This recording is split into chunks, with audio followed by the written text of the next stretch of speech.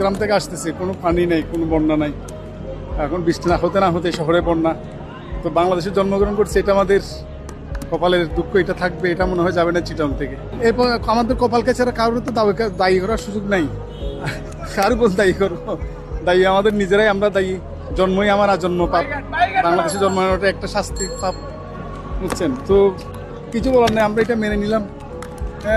আমাদের ভাগ্য খারাপ, সকালবেলা কাজ আসে, সরকার যদি উদ্যোগ নেয় তাহলে হয়তো এইসব জলবদ্ধতা থাকবে না। সাধারণ মানুষের তো ভোগান্তি, এতটুকু জায়গা আসতে 1 ঘন্টার উপরে লাগছে। এখন তো পরিষ্কার হচ্ছে না, মনে হয় যে আজকে 2-3 মাসের ভিতরে নির্বাচনের পর থেকে কোনো সিটি কর্পোরেশন কোনো ড্রেনে পরিষ্কার হচ্ছে না। বৃষ্টি অত কম, এই পর্যায়ে হলে মানুষ চলাচল করতে পারে। আসলে আমরা কাউকে দায়ী করতেছি না, আমাদের কপাল খারাপ ভাই, আমরা বাংলাদেশে জন্ম নিয়েছি, এটাই হচ্ছে সবচেয়ে বড় বিষয়। ঠিক আছে ভাইয়া, সবসময় যে সরকারই আসুক এইভাবে পরিস্থিতি থাকে, এর চেয়ে বেটার সরকার আসলে এই পরিস্থিতি